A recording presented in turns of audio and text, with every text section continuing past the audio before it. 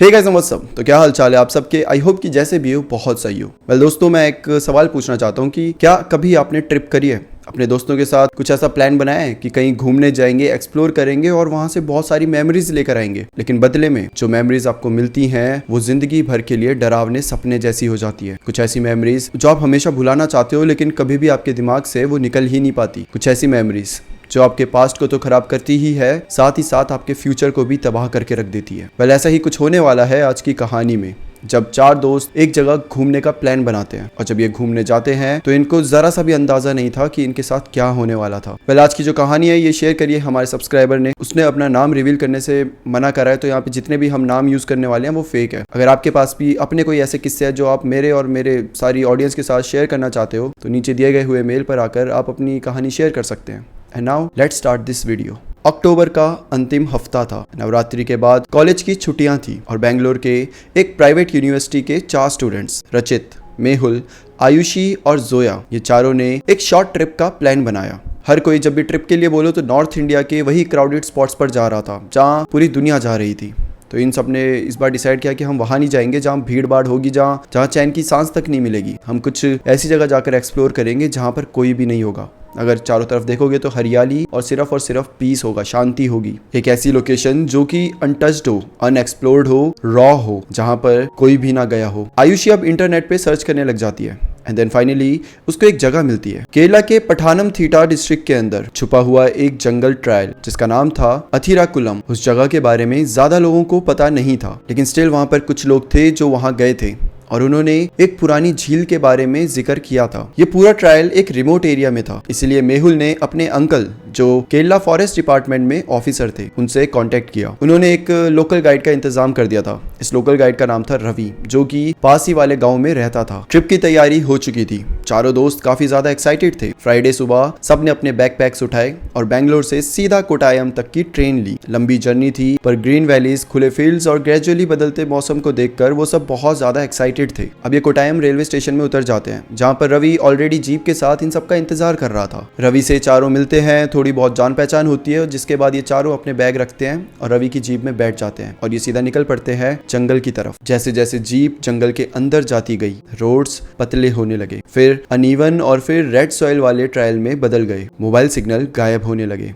Jeep की window से देखा जा सकता था डेंस ट्रीज, मॉस से भरे पत्थर और हवा में एक अजीब सी सुगंध। जब तक ये चारों समझ पाते उनके आसपास का एनवायरनमेंट पूरी तरीके से बदल चुका था। दुनिया का शोर शराबा, भीड़ भाड़ से दूर ये लोग जंगल के अंदर आ चुके थे। एक ऐसी दुनिया जहाँ पर दूर दूर तक आपको कोई भी इंसान ना दिखे, जहाँ पर एक दूसरे का सहारा आप ही हो, जहाँ पर शांति तो थी लेकिन एक ऐसा सन्नाटा था जिसके आप आदी थे ही नहीं, और वो सन्नाटा कभी कभी आपको डरा भी रहा था। लगभग शाम के 6:45 हो रहे थे जब जीप एक वुडन होम स्टे के सामने रुकी। घर पुराना था, टेक वुड से बना हुआ, छत पर टीन शीट्स और अंदर बेसिक फैसिलिटीज। घर के केयर टेकर रामेतन उनका इंतजार कर रहे थे।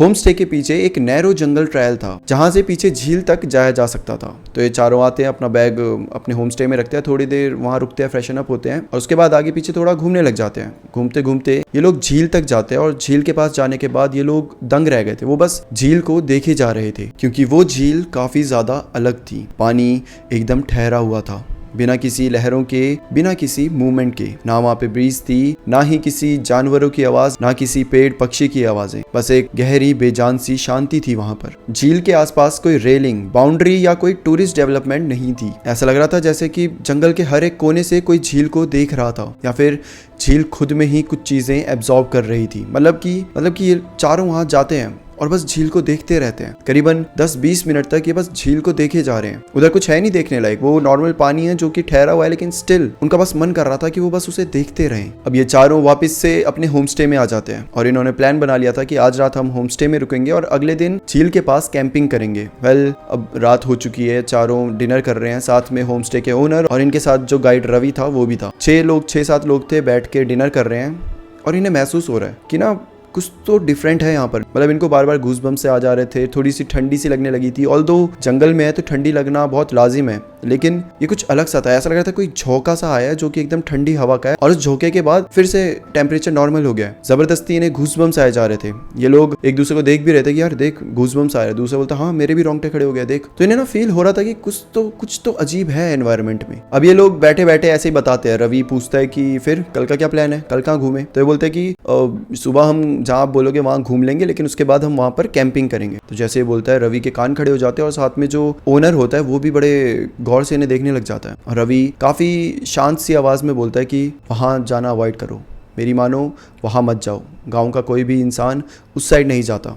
उस झील का कोई नाम नहीं था, उसे बस पीछे वाली झील कह के बुलाया जाता था। तो यही कहते थे कि गांव के लोग तक पीछे वाली झील में जाना अवॉइड करते हैं और तुम्हारे लिए भी अच्छा रहेगा कि तुम अगर उस चीज़ को अवॉइड करो। अब जैसे ही रवि ने ये चीज़ें बोली वो चारों के लिए ये बहुत अजीब था, क्योंकि कोई भी इंसान जस्ट बगल में, ऐसा भी नहीं कि 3-4 घंटे दूर है, जस्ट ये 10 मिनट पीछे अगर जाओगे तो झील आ जाएगी और वहां जाने के लिए मना कर रहा है। तो कुछ तो होगा, कुछ तो उसके राज होंगे, कुछ तो कहानियां होंगी और ये चारों को वही तो एक्सप्लोर करना था। आप यहाँ नॉर्मली जंगल घूमने नहीं आए, उसके लिए आप कहीं पे भी जा सकते हो, लेकिन कुछ कहानियां आपको मिल जाती है, कुछ ऐसे किस्से आपको मिल जाते हैं जो आपको हर कहीं नहीं मिल पाते। तो इन चारों के लिए था कि यार यहाँ तो जाना पड़ेगा। जो भी है यहाँ पर, जो भी ये कहानियां है कि गाँव वाले नहीं जाते यहाँ पर, अवॉइड करते हैं, क्यों करते हैं, चलो चलकर देखते हैं, मजा आएगा। तो इन चारों के लिए ये एडवेंचर बना हुआ था। अचानक से चारों में इस ट्रिप की एक्साइटमेंट और ज्यादा बढ़ने लगी थी। जब रात भी हुई तो इन चारों को था कि यार जल्दी सुबह हो, हमें वहां जाना है, वहां क्या हो सकता है। कुछ लोग ऐसे ही बोल रहे थे कि यार कोई झील में डूब गया होगा, गांव वालों ने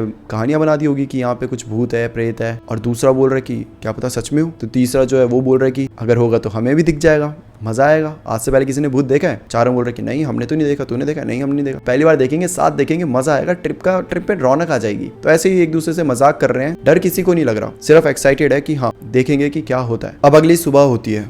रवि वापस से इनसे पूछता है कि फिर कहाँ घूमने का प्लान है?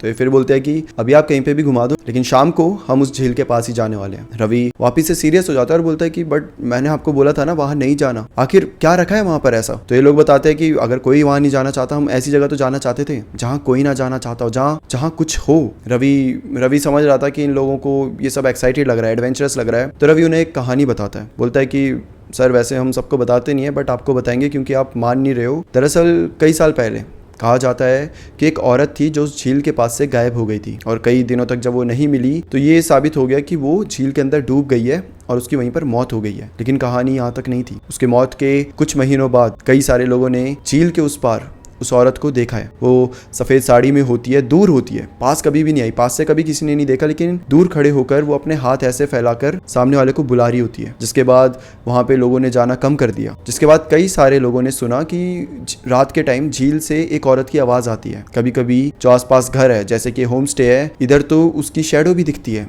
आधी रात को कोई बाहर जा रहा है, कोई झील की तरफ जा रहा है, ऐसे शेडोज दिख जाती है। ऑल्दो किसी ने भी उसे पास से नहीं देखा। और कई बार झील के ऊपर ऐसे आवाज़ आती है जैसे बहुत बड़ा पत्थर हो, जैसे मान लो कोई इंसान है जो बहुत ऊपर से झील के ऊपर ठाक करके कूदा है। तो कैसे जब बहुत ज़्यादा सॉलिड चीज़ पानी के ऊपर पड़ती है तो कैसी आवाज़ आती है, वैसी आवाज़ आधी रात को आती है लोगों को, जिसका वो यही मतलब समझते हैं कि वो औरत है वो डूब रही थी, तो उसी की आवाज़ बार बार उन्हें सुनाई दे रही है। और इसके बाद लोगों ने वहाँ जाना बिल्कुल ही ख़त्म कर दिया है। तो अगर आप भी वहाँ जाने का सोच रहे हो तो आपको भी वो औरत मिलेगी, आपको भी औरत दिखेगी और वो कुछ भी कर सकती है।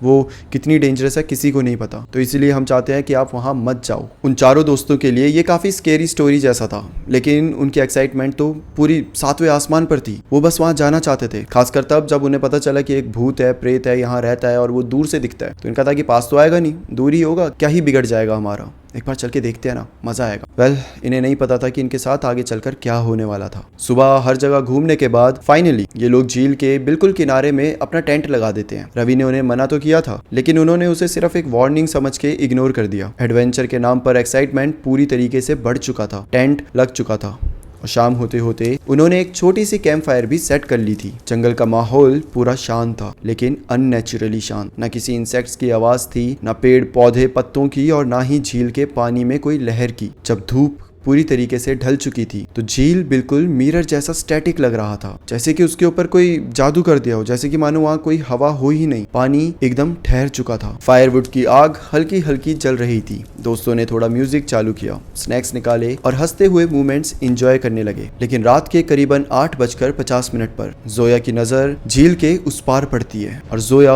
एकदम स्टिल हो चुकी थी। बिल्कुल भी हिल नहीं रही थी वो। झील के दूसरे किनारे कुछ पेड़ पौधों के पीछे कोई था, एक औरत जिसने व्हाइट कलर की साड़ी पहनी हुई थी, लंबे खुले बाल और एक अजीब स्लो मूवमेंट के साथ वो हाथ हिला रही थी। डिस्टेंस काफी ज्यादा था, लेकिन चांद की रोशनी में उसकी शैडो काफी क्लियर दिखाई दे रही थी। वो कोई नॉर्मल लोकल नहीं लग रही थी। उसकी बॉडी लैंग्वेज बहुत अननेचुरल थी, जैसे वो किसी और फ्रिक्वेंसी पर चल रही हो। जोया को इस हालत में देखते हुए बाकी 3 दोस्त भी उस साइड देखते हैं जिस साइड जोया देख रही थी, और इन तीनों को भी वो औरत दिखाई देती है, जिसमें रचित और मेहुल थोड़े इस टाइप के लड़के थे जिन्हें अगर आप कोई भी चीज करने को मना करोगे ना तो ये वही करेंगे। इन्हें डराना इम्पॉसिबल था। ये डरते नहीं थे किसी चीज से, खासकर तब जब लोग कहानियां बना रहे हो। मतलब इनके साथ असल में हो जाए तो शायद इन्हें डर लगे, लेकिन कोई अगर बोल दे कि भाई वहां मत जाना, वहां ये होता है वो होता है, तो ये लोग नहीं मानते थे, ये वहीं जाते थे। तो रचित और मेहुल क्या करते हैं, पास में पड़ी एक छोटी सी बोट होती है जो कि गांव वाले लोग कभी कभी पुराने टाइम में यूज किया करते थे मछलियां पकड़ने के लिए। ऑल्दो अब तो वो